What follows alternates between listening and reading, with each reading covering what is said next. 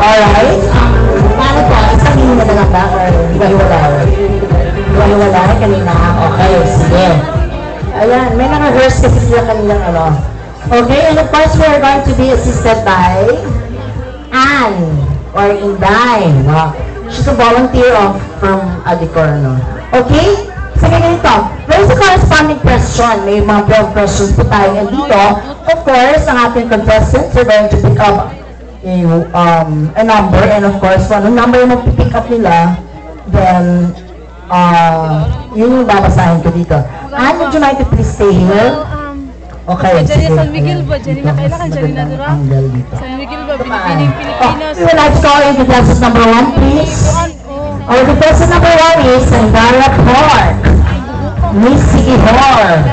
Ang Diyos ko, namin siya ng Pilipinas. Bakla, Sikihor talaga ang pinili mo. Bakit? Because I believe Sikihor is the best place. Wow, di ba? The best place. Explain mo nga yung ano. Sorry, subo na. Okay, sige, bunot ka, Sandara. Ang ganda naman ng Sandara. Diyos